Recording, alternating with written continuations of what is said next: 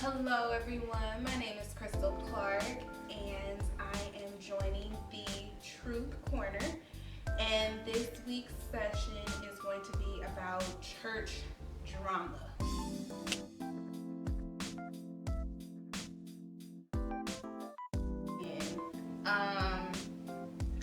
I would probably pinpoint it began the night I found out that my god sister and my ex were an item. So once that started rolling out and everybody started, figuring out like they were actually a couple, I think that's when a lot of the church people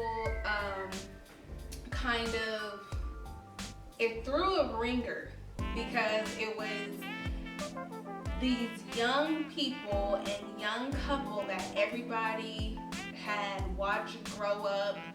And between me and my god sister, we had grew up at the church all of our lives. And with the ex, he kind of came in and it was just kind of like everybody knew who his father was. And during that time, it was just kind of like, whoa, people knew that we were god sisters, and it just kind of threw everybody, I think, off of like the ringer. Like, wait, what? Like, you decided to go and get with her god sister, but a lot of people don't know the backstory of everything that had gone through prior. A lot of people knew that between he and I, that it was a lot of breaking up, getting back together, breaking up, getting back together. And he had certain people who he trusted, I had certain people who I trusted, and once we kind of called it quits, within a matter of months, he got with my god sister. So once we found out and it started spreading, it spread like a wildfire. Like, it was just like boom. And I think everybody was very shocked and surprised about everything. And then there were three different groups.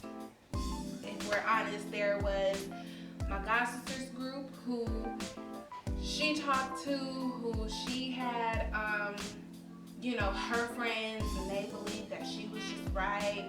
And then there were my group of friends that were at the church that was just like, yo, that's wrong. And then he had his group, his little tiny group of people that he talked to, but it was also, he was dibbling dabbling in our group too, because he was in a relationship with me, so there were friends there. And then when he got in a relationship with her, they had their own friends there. So it was really three different groups, cliques, families that were all in the midst of this drama, and it's all at church. So once people started figuring that they were a couple, and things kind of got really ugly. And when I mean ugly, there was he was still in the beginning of their relationship. We were still always in communication, point blank period. You think like, I'm not dealing with that, but when you still at a young age, when you're still getting like the text messages and him still coming to see you while he's actually in a whole nother relationship with your god sister, is like, well, why are you still talking to this man? But for me at that time, it was like I wanted to break away from him, but because I felt like he was mine and I loved him and I still had feelings for him, I was like, you can't do that to me. Like that was all me. And I'm just gonna be completely honest, I saw him at least maybe 3 times a week. And then on Sunday, I had to act like I didn't see him. In the relationship? In the relationship. I had to act like I did not I did not see him, and I would get like little messages like, you should wear my favorite skirt, or you should wear my favorite dress, or I'm gonna come see you this day because she's at work. It was like we had a routine, and we were still going to church every Sunday, acting like we did not see each other. And to be honest, things were also physical. So when, you know, you growing up, especially in church, that's just a no-no. That's fornication. You're not supposed to do it, and all the whole shebang, you know, when you grow up. However, things do happen, and things happen. So once the sexual relations started festering in that too, that's just a whole nother layer of drama that you just don't want to get involved, but however, it is involved. So now you doing all these type of things that's outside of the will of God, because you know you're not supposed to be doing it, but you're going to church every Sunday like, Lord forgive me, because I know I'm not supposed to be doing this, but you still wanted to prove that relationship with that you could have a relationship with him. And so I was being very spiteful, and I would probably say that was the worst timing for me and for her in my eyes, because I'm not a really, I don't want to say vengeful person, but at that time I wanted to be so vengeful, so spiteful. I wanted to hurt her how she hurt me. And during that time, I was like, well, since she wanted to drop the ball on communion, I'm just gonna return the favor. So she came out. I was standing near the bathroom at church. So she didn't do hers. They didn't tell me at church that they were in a relationship. This was over the phone. Me being spiteful was like, oh nah, we at church, we about to take this communion. So I just wanted to get it off my chest during communion, you know, just the real spiteful way of, you know, well, since you did this to me on communion, I just wanted to clear my chest before communion, because they say you gotta have a clear mind of everything that's going on during communion. So I'm like, well, let me just clear my mind. So she came out, and it was just like perfect timing, because I had my phone out and I was showing another person the text messages, and I was just like, oh, you know, hey, how's your, I believe I was like, hey, how's your relationship going? Mind you, we don't talk.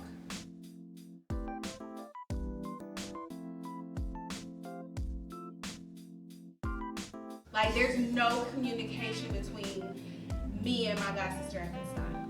We are arguing, we want to fight each other, the whole nine. So as soon as I say something, as soon as I say like, hey, like, how's everything going, blah, blah, blah, blah, she instantly, I can see in her face, she's kind of like, oh no, like, I'm not dealing with this, like, dealing with this mess. So, you know, I'm just like, oh, like, you know, I just jump right into it. I'm like, oh, like, so you and, you know, such and such are still together, right? And she's like, yes, like, our relationship is going fine and we're good and all this other stuff. And I was just like, really? Like, really?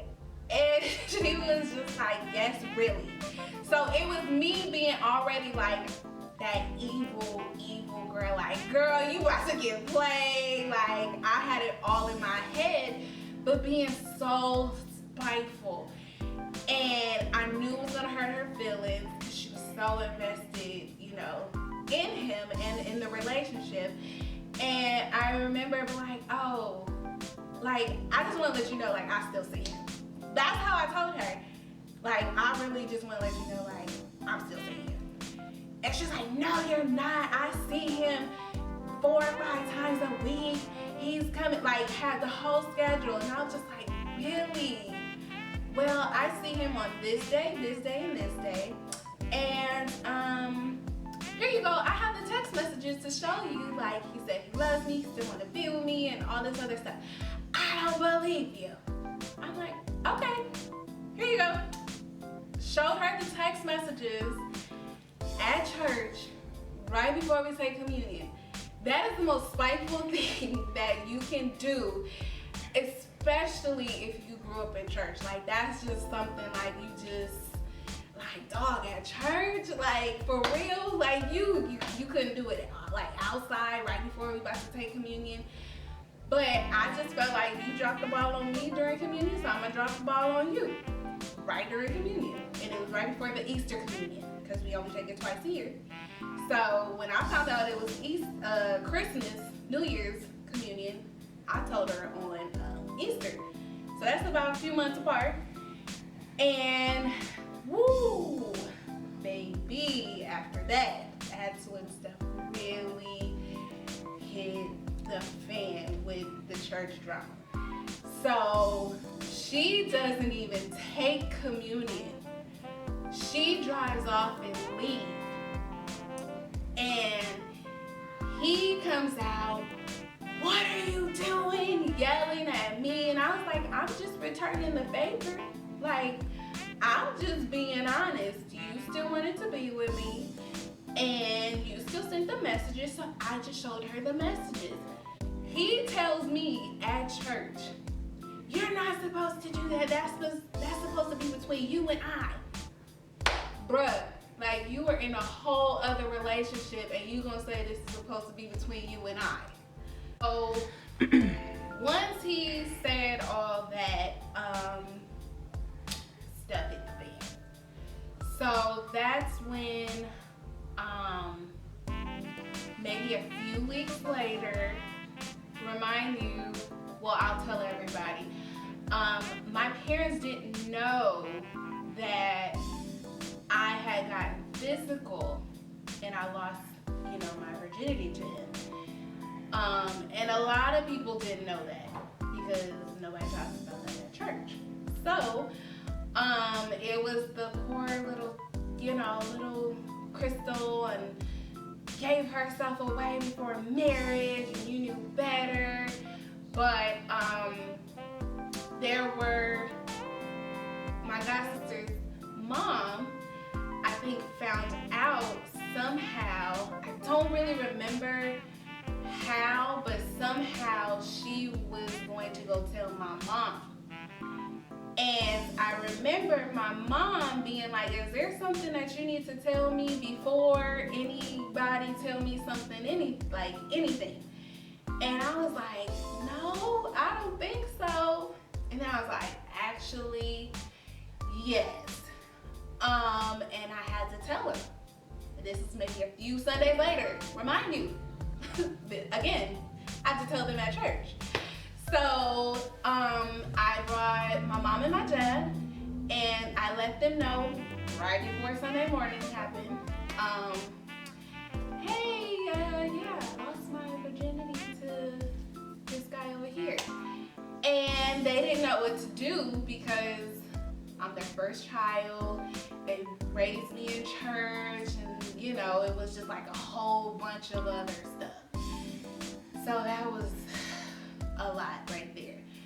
So once all the little details that my mom and dad needed to know, then that's when all the other drama kind of started happening. So then it was my family versus my god sister's family at the time, because it was like, well, why do you think that your daughter is okay being with him and my daughter wasn't, and my daughter lost her virginity to him, and he's still in love with my daughter, sending her this?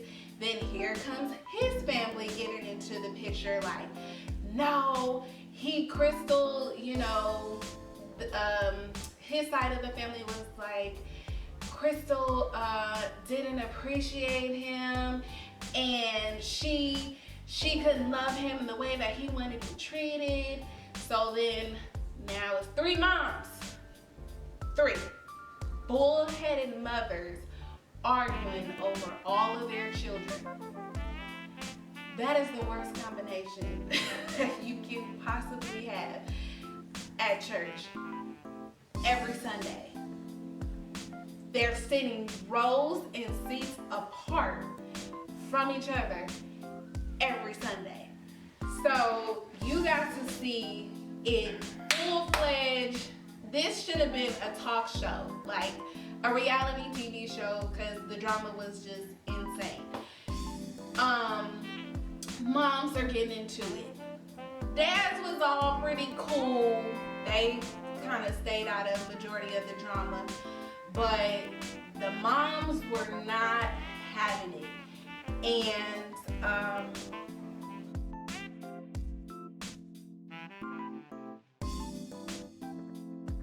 had 3 bullheaded mothers that were fighting over their children. Dads really weren't involved at this time, but the moms were heavily involved in every decision that each one of us were making. And you have to remember, this is all at church. So not only are the children having their cliques, now the mothers are having their cliques and people who they're talking to. Not only that, now everybody in the church knows what's going on, but really nobody knew what was going on except for, myself, my god sister, and the ex. But even then, like looking back now, I don't even think like my god sister and myself knew what was truly going on, because there were 2 different stories that were going on, and it was contradicting each other because we had different stories. And because there was so much drama, and even after, the whole me being spiteful during communion, letting her know, because there was still a hold and there was still, him, I still want to be with you messages, knew my schedule, he knew my schedule, he knew her schedule. Like, it was a rotation. Like, I'ma just keep it plain and simple. It was a whole rotation. And I started to accept the rotation because it was like, I knew, like in my head, I was like, you don't really want to be with her. Like, there's no way, like if you really wanted to be with her, like, why would he still be coming back to me? That was my mindset. Not like, oh, he's trying to have his cake and eat it too. Now, remind you, this is still all at church. Everybody saw. Now, me and him had our own separate issues that I honestly never brought up to my god sister. I never brought up to my mom. I never brought up to anybody. And for me, that was going to stay between he and I. And it did for a while, which is perfectly fine with me. But there was a point where I was like, I had enough. I'm tired of the drama, tired of you, tired of her, tired of church, tired of nobody defending me. I'm just tired. And I left. I left the church for 6 years, actually.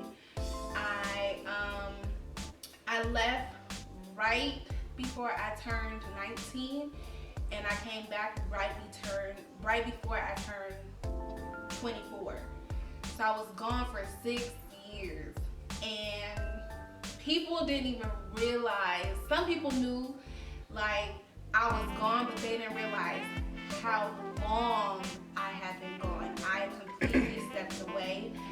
I did whatever I wanted to do. So, when you grow up in the church and you get that freedom, it's time to go. So, you have fun, and I can say for myself, I enjoyed my freedom. I enjoyed my time. I learned so much about myself.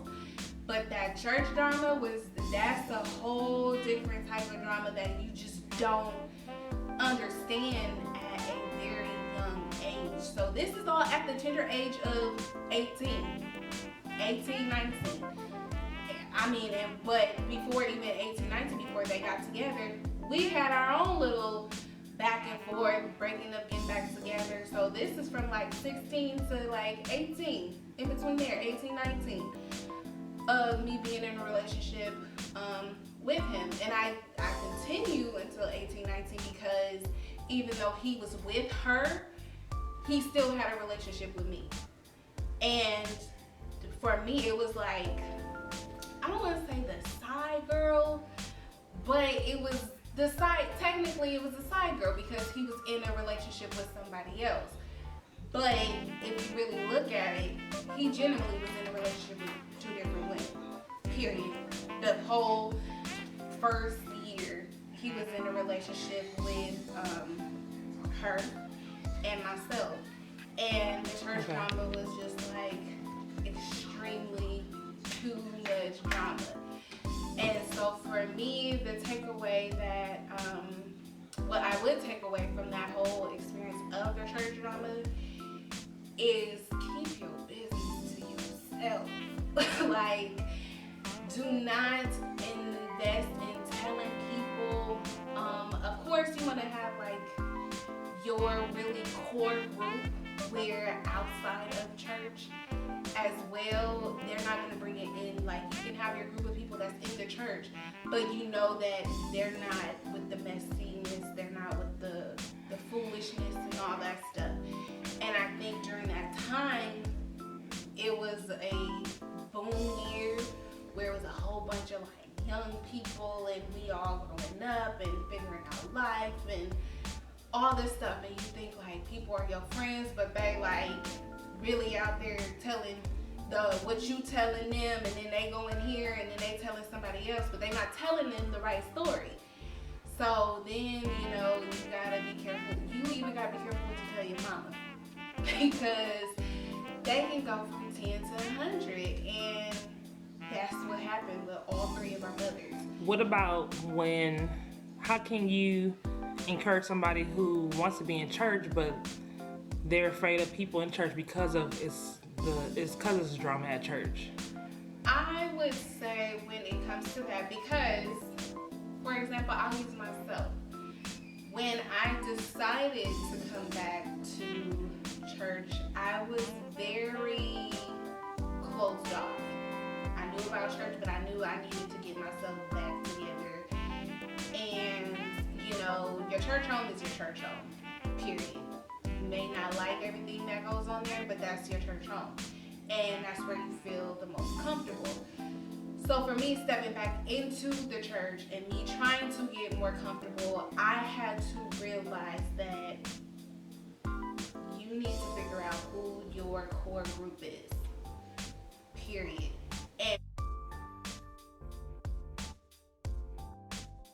all right, wrapping it up, what do you want our viewers to take away from church drama? Remember I asked you, how do we encourage people to not be afraid to go to church? Oh, yes. So I would say when it comes to not going to church, you have to build your own relationship with God. And that took me coming back to church to actually really realizing that it's not me and the other people. Because when you grow up in church, it's more so like my friends and I'm going everywhere. And then when you get, you know, saved at a young age, you don't comprehend fully what you have in the relationship that you should have, I think, at a young age. So for me, it took me coming back into the church, leaving and then coming back for that 6 years to realize. And even I would say it probably took me like another year being back in church and in the flow of things, of kind of realizing like, okay, yeah, this isn't about anybody else. Like, I need to have my own one-on-one relationship with God, and I need to zone everything else out. And I think once I focused on that, that's when a lot of, I could say, my blessings came. And it was just like a full circle. Like I was happy, I was free, I felt like that was like such a great time for me. But I would just really take away of building your own relationship with God, and then making sure your circle is tight. And when I mean tight, know that you can be vulnerable with certain people, and know that if you need to say anything to anybody, that it's not going to get out. Like you trust them, like almost like your life depended on it.